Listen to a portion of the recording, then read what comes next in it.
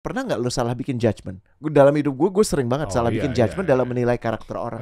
Kenapa? Karena gue lebih menangkap apa yang gue ingin lihat, bukan apa yang ada di depan gue. Contoh kayak misalnya gue udah a priori sama warna hitam, gue udah nggak suka sama warna hitam. Hanya urusan baju hitam aja. Kalau gue nggak mengendalikan itu, gue bisa ngejudge orang salah.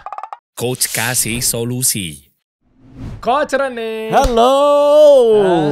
Bagaimana dengan style saya? Udah kelihatan belum kalau kita nih biasanya nongkrong kecap nih bahwa ini orang kayaknya nih asik nih, ini orang kayaknya lucu nih. Kan kadang kan kelihatan dari misalnya lagi ngobrol bercengkama, debat sekalipun belum lama kan debat tuh. Rame eranya debat. Kita mau nggak mau harus melewati yang namanya kita berwarga negara dengan baik, minimal kita tahu siapa pemimpin kita nanti di negara kita yang memang pantas atau tidaknya nih. Tapi perdebatan yang sudah terjadi ini menurut gue membangkitkan lagi giroh orang pengen tahu tentang politik sih. Jadi kalau tadinya sesuatu yang kayak bosenin bapak-bapak gitu ya, ini jadi sesuatu yang beda. Dan menurut gue dengan penampilan yang kita baru lihat nih, orang-orang jadi lebih bisa ngelihat seharusnya, asal ngerti caranya. Yang perlu gue perhatikan apa sih? Sebagaimana kayak melihat Anda gitu ya, pakai baju hitam, topi hitam, itu seperti apa gitu kan? Kayaknya anak hip hop gitu atau stylenya nih apa sih sebenarnya? Jadi gini Coach ya, ini gue mau jelasin bentar nih, ini biar clear ya. Jadi, go ahead. Tadi kan lo bilang katanya seperti Anda memakai baju seperti ini. Ini maksud gue, lo lihat ya. Baju gue tuh ibaratkan mencerminkan sosok orang yang nantinya seakan-akan jadi underdog, mungkin diremehin, tapi sementara dia tuh sebenarnya bersinar, tapi kita tidak tahu sebelumnya atau bahkan kita nggak pernah melihat. Gimana itu? Gimana? Kayak baju gue ini. Kenapa? Terlihat nggak nyambung kan? Enggak. Lihat ya. Ibaratnya normal-normal aja kan, nggak kelihatan kan? Iya. Nah, tapi terkadang memang sesuatu yang dia rasa-rasa dia nggak terlihat, tapi sebenarnya dia bisa mencuat ke permukaan. Terus? Lihat ya, set. Meskipun diserang dari 4 orang, tapi sebenarnya dia bisa berdiri sendiri dan mampu bertahan hidup loh. Gila, gue filosofinya gue ngasal banget gue. Gue juga gak nyampe sih dari tadi. Lo mau ngomong apa sih sebenarnya? Gue cuma mau ngasih tahu sebenarnya. Sembari ngasih tahu bahwa ternyata produk gue yang baru ini buat para ukti-ukti juga bisa pakai. Tuh, kan itu belinya di mana sih? Majid itu. Ada di online. Di online kita cari dah. Outletnya kan di kantor gue, di sini kasih solusi juga maksudnya. Cucok. Samping ruangan gue kok kantor gue, sini. Cucok. Nah, itu maksud gue, meskipun dia diserang, meskipun dia bergabung, orang pertama, orang kedua, orang ketiga tuh. Tapi dia nggak tetap satu, dia nggak akan goyang dia mau diserang karena dia apa? Amin. Kobul. Amin lah kalau gue mengikuti anjuran.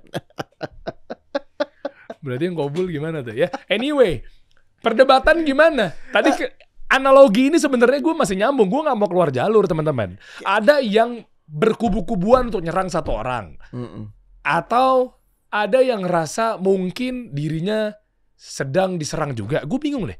Sebenarnya gimana sih? Karena begitu kemarin sempat debat tuh kelihatan bahwa ini mencerminkan sebuah perusahaan juga ya.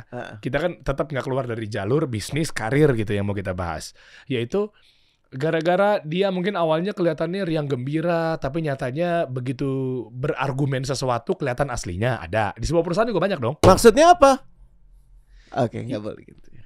Iya, maksudnya kan banyak kayak gitu. Ternyata emosian ya. Lucu ya gitu. Untung gak ada podium, men. Kalau ada podium sayang podium ya kan. Ya nggak sih?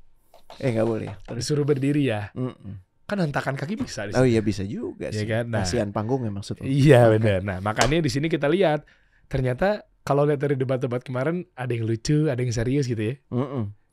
Asik banget yang lucu tuh lucu abis gitu ya. Iya. Yang bapak-bapak dengan segala macam argumennya gitu ya. Sama ya ada satu lagi gitu kan.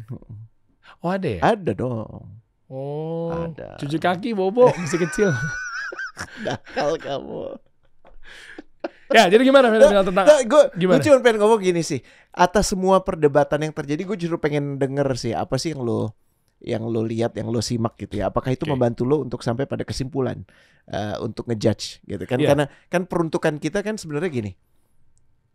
Kita diberi hak untuk memberikan judgement kita, memberikan penilaian kita, kesepakatan kita, dan mudah-mudahan itu dari lubuk hati yang paling dalam kepada siapapun yang nantinya akan memimpin negara ini.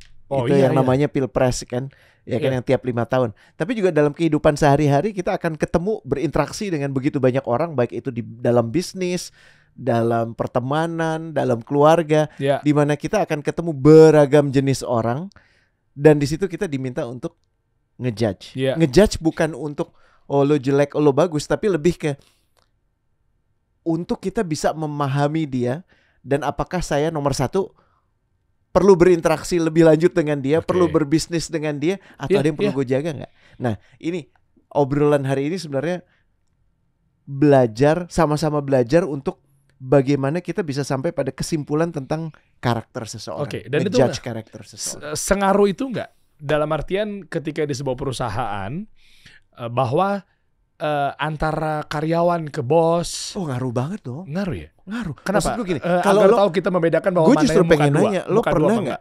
Bukan cuma sekedar muka dua, pernah nggak lo salah bikin judgement? Gue dalam hidup gue sering banget Oh, salah iya, bikin iya, judgement iya. dalam menilai karakter orang. Oh, iya. Kenapa? Karena gue lebih menangkap apa yang gue ingin lihat, bukan apa yang ada di depan gue. Paham ya? Contoh kayak misalnya gue udah a priori sama warna hitam, gue udah gak suka sama warna hitam. Dengan lo pakai baju hitam sudah membuat gue sangat subjektif. Gue gak mungkin bisa keluar dari penjara subjektivitas gue untuk menilai lo secara objektif. Kenapa? Karena gue udah punya trauma dengan warna hitam. Mungkin gue waktu masih kecil pernah dijambret sama orang pakai baju hitam. Oke. Ya kan? Mungkin pada saat kejadian yang paling gak enak dalam hidup gue waktu itu pakai baju hitam.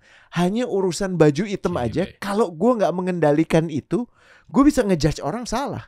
Dan itu buruk sekali. Itu baru hitam ya? Itu baru masalah warna. Nih, bukan, maksud gue baru masalah warna dan baru hitam.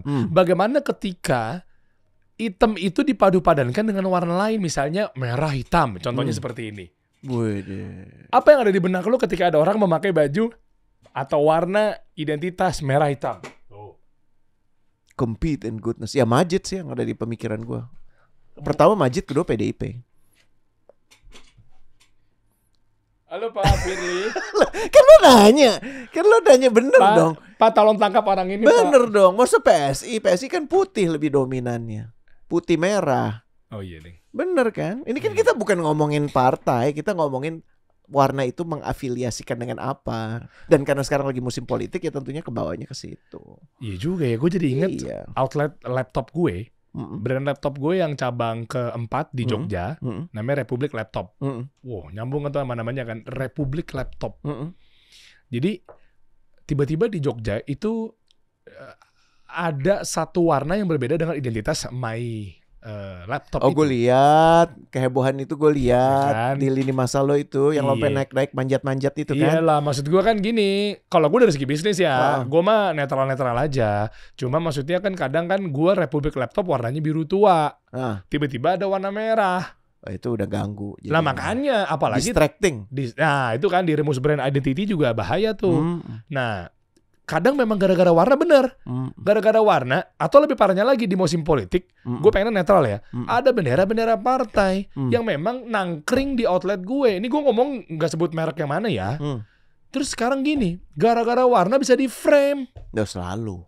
Loh, warna itu cara framing yang paling gampang. Iya kan, makanya ini pas Iya. banget kita bahas di sini nih. Kan Iya. judging kan yang mau kita bahas kan. Judging yang bener ya. Iya. Karena gini, kita bedah dulu ya, ada judge, ada judging, ada kedua karakter. Karakter tuh dari bahasa Latin, lo tau nggak? Emang iya nggak tahu. Kata dasarnya itu kairos. Lah, Menarik ya? anak gue yang ketiga tuh Kairo. Kairos bukan Kairo. Oh, Kairo mah. Ada S-nya gitu. Oh ya Kairo ya. Memang ini karakternya juga saking kuatnya karakternya. Masukin Lego ke kuping. Pernah tahu nggak lo? Anak gue tuh. Itu Kairo tuh. Itu Kairo. Aja lah. Aduh. Dan ada Kairosnya. Sebenarnya dia Kairos panggilannya sebenarnya. Oh, gitu. Karena namanya Kairos Saat Oh. Abdur Razak. Paham. Nah, Saat, tahu kan? Tahu Nah, bin jadi Abi Waqqas. iya, Itu gue jago terinspirasi banget dari situ tuh. Heeh. Nah, itu kan mana beliau jago. Gue pengen jadi Gak pernah kayak meleset itu. sama masukin sesuatu di kuping anak gue gak pernah meleset, tepat ke gendang telinga sama hidung-hidungnya. Kembali. Anyway. Ayo fokus. Gue cuma pengen bilang kairos itu tau gak artinya apa? Bahasa Inggris to carve tuh sama dengan kairos. Carving tau ya? Ya, tahu. Kalau lagi mahat, ya kan? Mahat tuh kan ada yang dipahatkan, di chisel gitu. Jadi bentuknya seperti ini gitu kan. Iya. Hasil pahatan itulah yang disebut sebagai karakter. Oh. Kairos itu. Jadi gini, walaupun awalnya lo nggak lihat, tapi kalau lo udah benar-benar perhatikan mana yang benar-benar terpahat, terpatri, itu pasti kelihatan. Oh iya? Jadi bahasa itu gini, simpelnya tuh kalau kita bicara soal karakter itu udah ada di dalam diri kita masing-masing. Bisa disembunyikan, tapi itu ada di dalam diri kita masing-masing dan sesekali keluar. Contoh. Lo nggak bisa nggak bisa terus-menerus menahan itu. Contoh, lo tuh kan storyteller, man.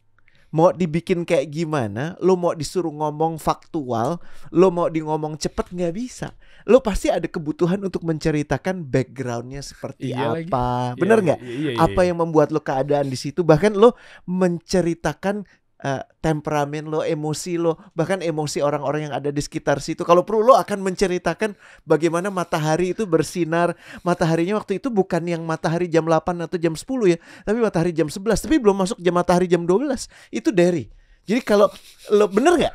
Iya. Bener kan? Ya tadi aja gue nggak tahu. Gue tadi cerita yang lo nanya gimana umroh lo kemarin sama bini lo. Iya kan? Itu kan gue pasti gue nggak tahu. Tiba-tiba gue refleks aja gue ceritakan. Makanya pada saat momen-momen itu jati diri lo, karakter lo akan selalu keluar.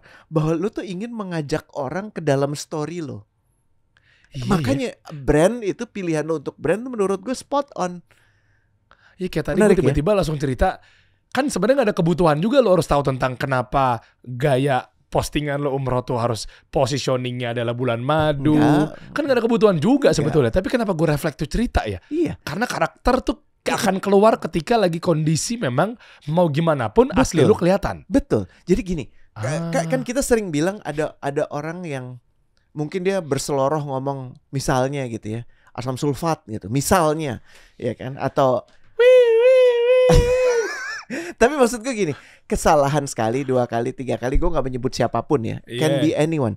Tapi slip of tongue, istilah bahasa Inggris ya, kan bukan lidah yang berucap, tapi pikiran yang diteruskan oleh lidah. Pak, pernah dengar nggak kalau guru-guru kita selalu ngomong lidah yang selalu basah dengan zikir akan sulit memaki. Pernah dengar nggak? Yeah. Sebaliknya, kalau lo pernah ketemu orang yang di depan lo ramah, manis, kata-katanya santun, tapi terus pada saat ada satu kejadian tertentu, misalnya dia dipepet, terus segala macam sumpah serapah keluar. Lo tahu kan jadi. Dan ketahuan bahwa orang ini, boleh gak gue asumsikan dia jarang berzikir. Karena secara ilmu kita udah dikasih tahu, orang yang berzikir itu akan sulit mengucapkan kata-kata kotor. Tapi kan kita gak tahu sebaliknya, hati orangnya. Gak bisa. Gue emang gak bisa. Gue gak di sini maksudkan untuk menilai menakar hati orang. Okay. Tapi ilmu ini kita tahu kan. Oke. Ilmu ini sama-sama kita tahu ilmunya ya? bahwa gak ketemu itu.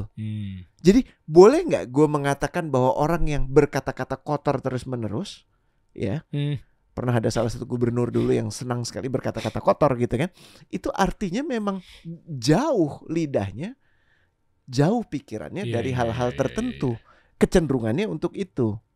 Bahkan istilahnya bahasa bokep pun keluar gitu ya. Betul. Contoh lain, kalau lo mau dibikin karakter lo ditampakkan, bahasa lo yang gue paling gak setuju sampai sekarang, perdebatan itu masih belum terjadi soal personal branding gitu kan. Lah memang ada personal branding. Iya benar. Tapi kalau lo kemudian di personal branding kan menjadi misalnya lo gitu kan, jadi cibi-cibi gitu kan, atau jadi anak Korea banget gitu kan, paling top lo seminggu cuman bisa kan. Abis itu setiap kali lo melakukan itu lo akan keteteran. Dan momen-momen di mana lo merasa ini bukan gue itu akan muncul. Misalnya lo dibikin cute banget gitu, gue tuh anaknya asik, kalau ada apa jogetin aja atau apa. Tapi pada momen-momen tertentu lo, pada saat lo marah, ya lo marah. Kenapa? Karena yang barusan itu adalah pencitraan, yang ini emang benernya lo. Ada keluar emosinya misalnya. Bener, that's the idea. Problemnya, nah ini, judging karakter nih. Yang kita mau lihat tuh yang mana? Karena jangan-jangan seringkali kita terjebaknya sama yang ditampakkan ke kita. Jadi kayak contoh, kan ada gue nggak harus ngomong gini nih. Kan ada orang yang kalau di depan panggung tuh A, di belakang panggung A. Ada orang yang di depan panggung A, di belakang panggung A minus gitu ya, atau bahkan depan panggung A, di belakang panggung A kuadrat. Di depan panggung baik banget, di belakang pas keluar baiknya luar biasa gitu. Ada yang baiknya di panggung tapi pas keluar bengisnya luar biasa. Ada kan? Banyak. Itu di perusahaan-perusahaan gue yang lama juga kayak gitu. Ada orang kayak gitu. Nah itu, pada saat ada mic, pada saat ada kamera, dia muncul pribadi yang menyenangkan. Tapi pada saat kameranya selesai, dia langsung berubah. Itu kan karakter. Tugas kita dalam ngejudge orang bukan melihat pada saat dia disorot saja, tapi saat dia nggak disorot. Dan kita coba melihat pola. Jadi gue nggak mungkin bisa ngelihat dari sekarang dan cukup itu untuk ngejudge dari, nggak mungkin. Gue harus ngelihat dari sebelumnya, dari sebelumnya lagi, dan dari besok. Ya, kita harus selalu membuka peluang prasangka terbaik untuk orang itu. Tapi kalau ini ada kaitannya dengan berbisnis, dengan muamalah, kita harus hati-hati dong. Nggak boleh kita naif, malah sebaliknya. Oh siapa aja boleh deh, gue siap kok ditipu. Kan nggak boleh gitu. Jadi pelajaran nomor 1 kita mau ngelihat secara sepenuhnya atau yang kita cuma mau lihat doang. Itu pelajaran nomor 1. Kita mau lihat sepenuhnya atau kita mau lihat yang kita mau lihat doang. Karena kadang-kadang ego kita karena kita udah suka sama orang, yang kita cari adalah yang kita suka. Kalau kita udah nggak suka sama orang, yang kita cari yang kita nggak suka. Nah, berarti nggak bisa langsung masalah judge, nggak bisa langsung judge. Berarti harus lihat dari si track recordnya. Gini contoh, kalau yang dulunya memang masalah nih orang, terus tiba-tiba jadi baik, padahal dia masalahnya udah bertahun-tahun. Misalnya dia punya masalah dari tahun 1965 misalnya. Misal kan. Jauh juga. Ya kan kita gak tahu. Jadi makanya gue sengaja random aja. Dari tahun 1965 misalnya. Terus tiba-tiba sampai sekarang tiba-tiba baik. Tapi apa iya langsung begitu dijudge bahwa kan gue udah tahu masa lalu lo. Kan bisa jadi memang dia berubah atau gimana. Tapi nyatanya gini, apakah tolak ukur yang dimaksud adalah dari tahun 1965 kasus, ya kan? Di jalan dari rumah gitu kan, dari kilometer 0 sampai kilometer 50. Artinya tiba-tiba langsung dia baik. Perjalanan hidupnya nih, milestone-nya, analogi kilometer tadi. Pas baik, kumat lagi buruk. Nah, kalau gue rasa kalau udah nyampe di tahap 3, berarti kayaknya baru kelihatan coach. Versi gue nih. Kan soalnya udah pernah buruk, baik, buruk lagi, balik nih. Tapi yang jadi persoalan adalah ketika judgement itu adalah yang gue kurang setuju ketika baru 2 kali tahap. Misalnya baik, kelihatannya baik nih dia nih. Tiba-tiba buruk. Nah, kita nggak tahu, siapa tahu sebelum baik dia apa gitu loh maksud gue. Makanya tadi kan baru pedoman pertama. Lihat orang sebagaimana dia, bukan sebagaimana yang lo pengen dia. Itu satu. Iya kan? Dan poin kedua sekarang, pada saat lo sudah bisa memastikan lo siap melihat orang sepenuhnya, siap ngelihat dari waktu dia masih megang gitar gitu kan, siap ngelihat dari waktu dia masih jadi remah-remah momogi di MRA juga, siap ngelihat dari mungkin suatu saat nanti akan ada investasi lebih besar lagi yang masuk ke Kasih Solusi. Itu artinya gue udah siap melihat dari sebagai dari dengan segala plus dan minusnya. Next part adalah gue mau nggak ngelihat pola. Karena orang itu sebenarnya punya pola, Gimana caranya? Yang tadi lo cerita kan, ada yang katro terus baik gitu kan? Iya kan? Terus baik turun terus baik lagi. Kan pola itu maksud beda pada tiap orang. Cuman yang kita bisa lihat adalah polanya itu. Pada saat dia berhadapan dengan keadaan sulit, dia gimana? Dia cepet-cepet cari gampangnya atau dia mau menuntaskan yang benar? Paham ya? Ya, ini ada satu cerita yang ini by the way ini buku bagus banget gitu ya. Gue rekomen banget ya. What They Don't Teach You at Harvard Business School, ini buku tahun 80-an. Ya. Oh, dari Harvard. Bukan, What They Don't Teach You at Harvard Business School. Apa yang tidak diajarkan di sana. Mark McCormack itu salah satu pendiri International Consulting Group, ICG. ICG itu perusahaan manajemen atlet terbesar di dunia. Ya, dia cerita di sini begini. Satu hal yang menarik, ada satu orang yang dia manajemen nih, semua orang bilang ini orang nggak asik. Tapi gue udah tahu karakter nih orang. Dan dia tahu karakter ini orang karena dia ngelihat pola. Polanya adalah apa? Kan biasanya kalau artis manajemen atau sport management itu dapatnya dari yang didapat sama si atlet. Kan? Nah, kalau si atlet ini dapatnya bentuknya cash, Ya, kalau non cash kan berarti dengan mudah bisa di-track ya. Iya. Tapi kalau dia dapatnya non cash, kan perusahaannya nggak tahu. Ini ada satu pegolf yang pada saat dia ikut turnamen yang bayarannya itu cash, dia langsung menyisihkan bayaran itu dan dikirim ke si Mark McCormack ini. Gila. Walaupun mungkin jumlahnya nggak besar, tapi itu menunjukkan karakter, Der. Oh. Paham ya? Contoh lain, Gila. bagaimana lo memperlakukan orang yang nggak penting buat lo, itu menunjukkan bagaimana perilaku lo sebenarnya. Contoh, kalau lo sama Pak Teten Mas Duki ya udah pasti gini, pasti ya Pak Teten gitu Ya kan, dia menteri statusnya. Saya hormati beliau. Betul. Tapi kalau kemudian lo amit-amit gitu, misalnya bukan lo lah, yang lain gitu ya, pada saat ketemu sama tukang gorengan, terus lo bisa dengan mudahnya kasar, itu tanda. Paham ya? Ya. Jadi kita lihat pola, bagaimana pola itu tampaknya gimana, bagaimana dia memperlakukan orang-orang di sekitarnya, bukan cuman memperlakukan orang yang kita tahu dia hormatin, tapi orang-orang biasa gimana dia memperlakukannya. Dan berikutnya, bagaimana perlakuan orang-orang itu ke dia. Oh, jadi Menarik, dari mulai nggak pandang bulu dan melihat dia menyikapi si A ini gimana. Betul. Jadi dengan lo dapet pola itu, lo akan tahu sejatinya nih orang gimana. Contoh, lo ngobrol sama gue, terus baru gue duduk sama lo, gue cerita jelek tentang Renat. Boleh nggak lo berasumsi kalau nggak ada lo, gue sama Renat, gue cerita jelek tentang lo, bener nggak? Boleh, karena udah ketahuan bahwa ini orang suka ngomongin orang. Berarti nggak menutup kemungkinan ketika gue nggak ada, lo ngomongin gue. Bener nggak? Jadi pola-pola ini yang mesti dilihat. Dan buat kawan-kawan di sana, hati-hati, lo juga dinilai berdasarkan pola-pola ini. Clear ya? Jadi lo mesti punya kesadaran, bukan cuman ngurusin yang menurut lo penting itu. Gitu. Tapi gimana lo membawakan diri lo secara otentik. Wow, mahal. Clear ya? Iya. Jadi dari debat kemarin, apa yang bisa kita petik? lo jangan cuma ngelihat pas debatnya, pas di panggungnya, tapi pas nggak di panggungnya dia ngapain. Benar. Karena gimana dia berinteraksi dengan, ada yang bilang, gue nggak harus bilang siapa ya, di dalam salah satu kontestasi ya, ada katakanlah 3 calon gitu ya. Oh, ini yang presiden ini. Nggak tahu lah, kita sebut ya. Misalnya ya kontestasi apa gitu yang pasang-pasangan gitu ya. Yang 2 ini kerap dilihat berinteraksi si calon-calon ini. Jadi kan misalnya gue maju sama lo, terus ada Dimas sama siapa lagi gitu. Nah pada saat gue maju ke panggung kan kelihatan gue baik sama lo. Tapi pada saat nggak di panggung, gue bersapa nggak sama lo? Bisa jadi nggak? Nah itu yang menarik. Ada yang bilang begini. Gimana? Dalam satu kesempatan. Dalam satu kesempatan ada pasangan yang berinteraksinya tuh dalam waktu 2 jam itu sekitar 70 kali.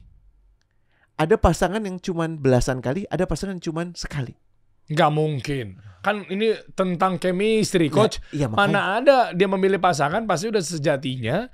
Ini orang tahu track recordnya. Katakanlah benar begitu. Kita nggak merujuk kepada siapapun. Ya makanya yang lo perhatiin bukan pas dia di depan panggung, men. Pas abis di panggung dia ngapain? Dia cuma ngejogrok duduk atau dia keliling. Pada saat dia keliling lo perhatikan, apakah cuma dia caper ya, atau ada orang yang menghampiri dia juga. Bagaimana dia membawakan diri dia, bagaimana orang memperlakukan dia, itu sama pentingnya. Karena panggungnya di mana-mana, bro. Kalau lo mau menilai orang, sebagaimana gue juga mesti siap dinilai.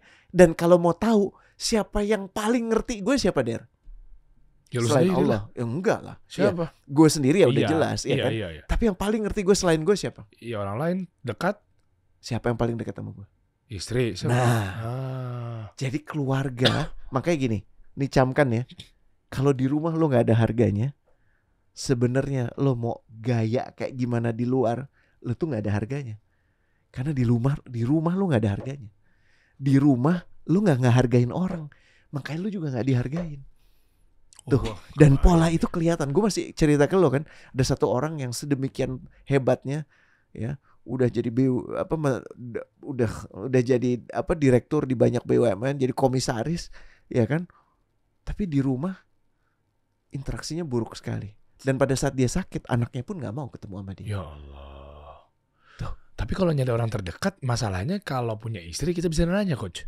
Kalau istri, kita nanya sama istrinya dia. Iya, kalau yang nggak punya istri, misalnya ada nih karyawan nggak punya istri, misalnya nih orang nggak punya pasangan hidup, nanyanya ke siapa? Kan tadi lu bilang, setuju gue. Lo mau tahu tentang gue, Coach Erne tanya sama Sarah. Gue juga sama Mbak Muna. Kalau tanya sama Sarah, mungkin juga Sarah kan nggak akan mungkin ngomong jelek tentang lo gitu, kecuali emang dia senep banget sama lo gitu ya. Ya. Terus jadi gimana? Gini, lo ngeliat kualitasnya dong, kualitas hubungannya dong. Dan kualitas hubungan tuh sebenarnya bisa dibaca. Iya kan sekarang banyak media sosial, lo tinggal lihat aja. Sama pegawainya. Gue pernah nemuin satu cerita. Katanya ini orang public figure lah. Terus tiba-tiba mendadak dia baik kelihatan di depan kamera. Riang gembira. Tapi begitu gue tanya yang pernah kerja sama dia. Ya, nah itu. Nah itu maksudnya. Nah, Der, ya lu mah kelihatan dari zaman sekarang, Der. Gue pernah ditabok sama dia. Nah, itu maksudnya. Iya, jadi jangan mudah. Ya Derry itu salah satu penghasilan dia adalah bantu personal branding orang gitu kan.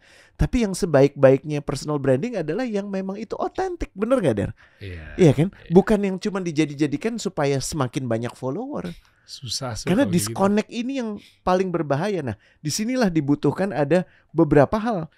Ya, ada beberapa hal yang menurut gue ada 4 deh gue sebut ya. Ini gue ambil contekannya dari buku ini. Yang pertama, lu mesti listen aggressively. Pada saat lu menyimak tuh jangan cuman sama apa yang dia ucapkan, tapi bagaimana dia mengucapkannya. Oke. Kalau gue ngomongnya gini, ya Der, kita kan bukan anak kecil. Paham ya? Iya. Gue cukup belajar kok retorika gitu-gitu. Retorik itu kan dipilih untuk making a point. Ya, kalau udah condescending apa merendahkan, itu kan sebenarnya bukan bicara tentang yang gue omongin, tapi lebih bicara tentang gue kan, Der. Ya, Derry. Paham ya? Tahu. Gue ingin merendahkan Derry, tapi seharusnya lo bisa lihat bahwa gue itu punya tabiat buruk merendahkan orang. Ya gue tahu tuh karakter-karakter yang kayak gitu tuh. Atau enggak misalnya lo tuh orang-orang yang kalau udah ke pojok tuh tau gak sih gini sih, kayak misalnya di perusahaan nih kadang-kadang ya udah kalau memang bapak nggak suka nggak apa-apa, tau gak sih kayak gitu-gitu kan. Atau nantang. Itu sering itu gue tuh nemuin. Nantang. Iya. Kita lihat aja nanti yang akan menentukan bos kita. Iya, Loh, kita kan konteksnya di sini gue lagi ngobrol sama lu. Kenapa gue lagi ngobrol sama lu terus lu langsung eskalasi ke yang lain-lain? Paham ya? Itu karena gue nggak ngerti. Udah nggak punya jalan keluar. Itu sering terjadi loh di sebuah perusahaan-perusahaan. Kadang pegawai ke atasan ke pegawai. Jangan cuman menyimak apa yang diucapkan, tapi bagaimana diucapkan. Paham ya? Banyak loh yang kecelek kayak gitu-gitu kadang. Misalnya saya pikir bapaknya baik nih, makanya kita dukung gitu kan. Saya pikir nih perusahaan ini dipegang sama orang yang tepat nih, makanya kita ini. Taunya begitu berjalan nyesel, mau resign juga jadi nggak enak. Nanti begitu dia cabut, dia masuk perusahaan yang baru, pasti dia akan ngecek kan. Nah, itu part pertama, listen aggressively. Part kedua nih lebih susah, Der. Apa tuh? Observe aggressively. Contohnya? Gue janji sama lo, gue akan datang besok jam 3. Terus jam 3:05 gue gak datang. Jam 4 gue gak ada kabar. Jam 5 lo telepon gue. Terus gue bilang, oh gue janji ya. Lupa. Maaf ya Der, kita atur lagi. Itu menceritakan sesuatu tentang gue gak? Gue gampang mengucap janji. Gile. Tapi gue gak memenuhi janji itu. Kalau ada seorang pemimpin, dari apa yang dia ucapkan, dan sekarang tuh kan kejam yang namanya data digital gak sih? Benar gak sih? Atas apa yang lo ucapkan langsung dilihat. Kan gini, ada yang memang tidak bisa dilakukan karena keadaan. Ada ya Der ya? Ada. Tapi ada yang kemudian lo ya berbalik aja 180 derajat. Misalnya lo tadinya bilang gue gak suka cake, gue suka cake sekarang. Bahkan gue makan semua cake orang gitu kan. Itu udah ngaco kan? Oke. Iya kan? Oke. Nah, dan tidak ada penjelasan kenapa lu punya posisi yang berubah sekarang. Nah, itu hati-hati sama orang kayak gitu.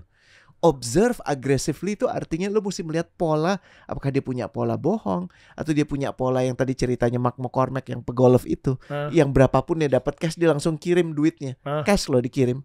Iya kan? Itu yang mana? Nah, sekeliling lu juga mesti punya takaran itu. Ya. Nah, ini juga menarik nih. Kan ini masalah trust kan? Ya nggak trust itu kayak kan, makanya indeks korupsi kita kan salah satu yang paling buruk ya saat ini. Lo tau nggak? Kalau misalnya orang Denmark lo tanya ya, semua orang Denmark atau orang-orang di Skandinavia, negara-negara Skandinavia, ditanya, menurutmu pejabat-pejabatmu tuh yang dibayar dari uang pajakmu, kalau punya kesempatan buat korup, buat nyuri nggak? 99,9% bilang no. Hah? Publik bilang no, karena mereka udah punya trust. Bahkan kalau ada kesempatan mereka nggak akan nyuri. Itu udah trust tuh namanya. Karena pemerintahannya mungkin di sana dijalankan dengan trust. Kalau misalnya ada yang tidak bisa saya penuhi, saya mundur bahkan. Nah, ini yang dimaksud dengan berarti dia dapat keadilan di negara tersebut. Sebaliknya kalau lo tanya misalnya, gue nanya kita ada di ruangan ini, ya, pejabat kita dapat kesempatan. Pejabat di negara ini nggak usah tunjuk siapapun pejabat itu di republik ini. Ya, punya kesempatan buat nyolong nggak? Nyolong. Ya. 3 orang di ruangan ini mengatakan kan orang dikasih kesempatan kok gitu ya. Dan itu udah menjadi sesuatu yang sangat lazim. Artinya cara lo mengobserv itu sangat tergantung di mana lo. Kultur punya pengaruh besar. Tuh. Makanya untuk bisa melakukan itu jangan kayak gue sekarang ngomongnya kebanyakan, harus ngomongnya lebih sedikit, karena dengan lo ngomong sedikit lo bisa listen lebih agresif, observe lebih agresif. Yang ketiga jangan mudah tunduk sama impresi pertama. Contohnya gimana? Ini anak lebih kasih contoh nih pasti dapat banget deh. Karena lo ngelihat satu orang, paling gampang gini deh, lo udah jatuh cinta pandangan pertama sama perempuan karena kecantikannya. Itu resep yang paling bagus buat kekacauan dalam hidup lo. Kan boleh. Kita suka dan menilai mencari pasangan karena dia cantik. Boleh, tapi kan udah diingatkan lagi. Nikahilah seseorang karena kecantikannya, nikahilah seseorang karena keturunannya, karena uangnya, tapi sebaik-baiknya nikahilah karena agamanya, keimanannya. Baik. Nah, kalau lu udah tunduk sama yang pertama tuh ibarat gini. Lu dari ruangan yang gelap ya, terus lu keluar di matahari yang lagi terik. Kaget. Dan lu langsung jatuh cinta sama hal pertama yang lu lihat. Jadi lu gak sempat ngelihat yang lain. Padahal lu mesti lihat, ternyata ada yang lain. Oh ternyata begini, oh ternyata begitu. Nah itu yang menurut gue perlu dijaga. Ngejudge karakter itu butuh proses, butuh waktu. Ngomong proses, saya punya sahabat.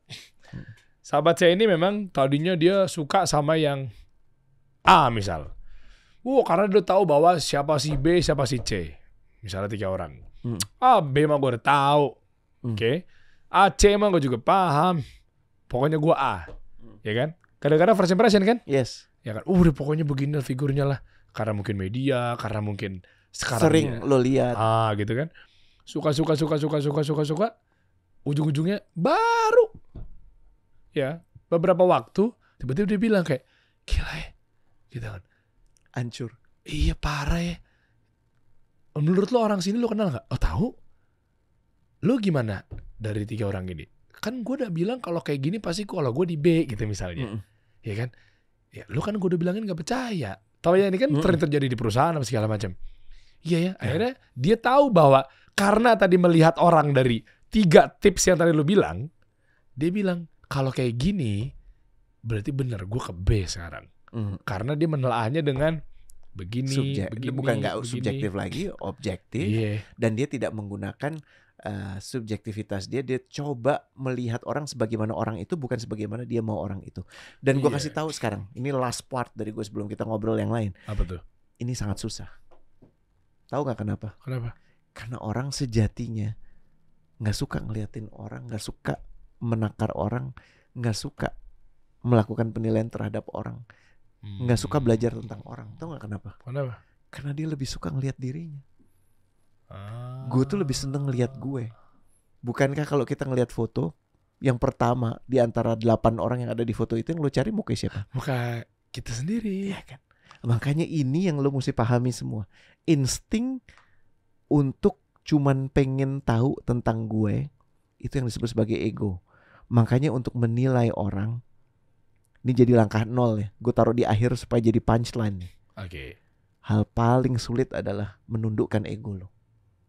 Wah.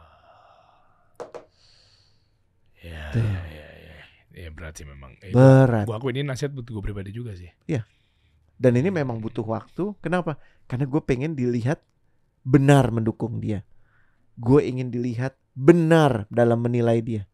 Gue ingin dilihat sebagai orang yang hebat karena mendukung dia. Sebagai orang yang benar karena mendukung dia. Atau gue mendukung dia karena gue dibayar. Oh iya, banyak. Itu malah lebih simple, transaksinya lebih jelas gitu kan. Jadi apapun yang gue ucapkan gue nggak peduli. Nah itu yang gue kadang-kadang tuh suka mikir ya. Begitu mudah orang berseloroh, berkomentar tanpa memahami konteksnya dan suatu saat nanti dia diminta mempertanggungjawabkan itu yang paling menakutkan sih. Waduh. Iya nggak sih Dan? Aduh, harusnya juga muncul pertanyaan ya. Kenapa dari dulu sampai sekarang dia bukan jadi gitu kan? Berarti kan ada sesuatu. Misalnya sebuah perusahaan, kenapa bukan dia yang jadi manajernya ya? Dari awal, padahal udah ikutan promosi berkali-kali. Ternyata mungkin ada di balik ini semua, harusnya muncul pertanyaan. Berarti ini orang bermasalah ya? Bisa. Why ya? Itu pola kan? Iya, pola ya? Kan? Ada orang yang bilang gini, saya nggak butuh kekuasaan gitu. Gue nggak butuh jabatan ini. Tapi setiap kali ada tawaran, iya bener. Iya nggak? Setiap kali ada tawaran, dia akan selalu mengajukan diri. Iya juga ya. Gue mah nggak apa-apa. Itu kan maksud gue gini. Iya, gue nggak berkuasa nggak apa-apa. Apaan sih Dim? Iya, nggak mesti. Bener nggak? Ini Dimas tiba-tiba langsung.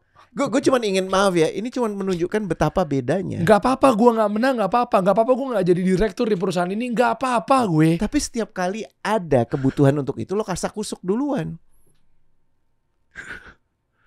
Iya. Iya benar. Paham nggak? Tapi Sekali, 2 kali, iya 3 kali, 4 kali gitu. Tapi kan? sementara orang yang sama, dia menyaksikan secara langsung lidahnya berucap bahwa kayak Anda dipilih sama orang ini. Lah berarti kan sama aja dengan iya emang sebenarnya tadi gue nggak mau gitu ya. Tapi kan emang karena dipilih ya. Anda kalau nggak ada Pak ini, Anda nggak bisa gitu kan. Nah berarti kalau dipikir-pikir, ya memang sebenarnya gue nggak ngotot-ngotot amat nih karena Bapak itu mau ya udah ayo saya siap menjalankan tugas gitu. Nah ini kadang-kadang karena noise-nya udah terlalu banyak. Makin kelihatan ya berarti ya. Iya, sebenarnya sih jelas, gamblang. Cuman kan kadang-kadang kita sulit menyampaikan hal yang udah sedemikian jelas itu.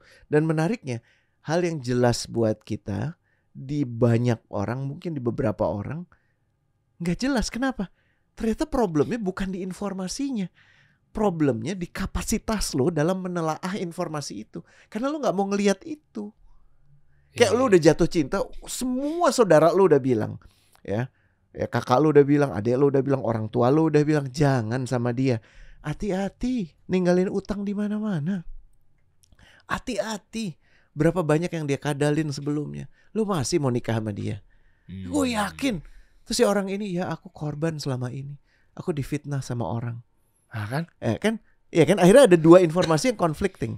Yeah. Akhirnya lo ada di posisi ya udah deh, gue ambil mana yang menurut gue benar. Nah, jadi lo udah nggak tertarik lagi dengan kebenaran, lo tertarik dengan yang menurut lo benar. Dan karena saat ini emosi lo, nafsu lo lagi mengantar pada satu hal, semuanya yang menunjukkan tidak itu lo nggak mau terima. Nah ini orang-orang yang akan mengalami sesal kemudian gitu. Tapi begitu pun yang lainnya ketika memang dari awal dia tahu kebenaran kan begini nih. Iya. Ya mau nggak mau ya udah lo jalanin. Diserang sekarang kebenaran tetap berjalan. Mau dia dibenci apa segala macam. Gampang kok kalau kebenaran itu. Jadi bukan langsung nggak apa-apa deh. Yang penting bisnis gue lancar. Iya kan, maksudnya kan nggak apa-apa deh gue jilat lidah gue sendiri gitu ya. Yang penting gue bisa berdagang. Iya dong. Itu jelas, maksudnya clear tujuannya adalah dagang. Ya silahkan aja, cuman kan yang celaka, yang untung bukan cuman lo, yang celaka kan banyak gitu. Itu yang mesti dipertimbangkan. Ya iyalah, misalnya gitu. tiba-tiba lo mau dagang, lo punya 40.000 hektar, mau nggak mau lo harus spesifik sekali saudara. Ya nggak tahu, gue cuma random kok. Udah, aku mau nongkrong, mumpung baju baru. Jadi yang paling penting sekarang begini, ilmu yang barusan kita sampaikan ini dipakai. Gue pengen denger justru, ya, bagaimana lo bisa menetralkan apa yang lo pengen lihat dari orang sama apa yang benar-benar ada di orang itu. Bagaimana lo bisa belajar melihat pola. Nah, coba diaplikasikan terhadap subjeknya bisa apapun, objeknya bisa apapun. Tolong di-share di kolom komen. Boleh. Atau lo mungkin bisa cerita betapa benernya lo, atau kalau lo berani dan ini bakal lebih berguna, betapa salahnya lo dalam menilai orang selama emang ini. Berani deh. Tentang dirinya ya, bagaimana gue salah menilai orang, dan siapa tahu dari situ kita bisa belajar. Nah, taruh di kolom komen. Silahkan, apapun itu boleh. Mau bicara soal jodoh kah? Mau bicara soal perusahaan kah? Atau mau bicara soal calon presiden kah? Komen di bawah, bukan di sini, di bawah. Coach kasih solusi.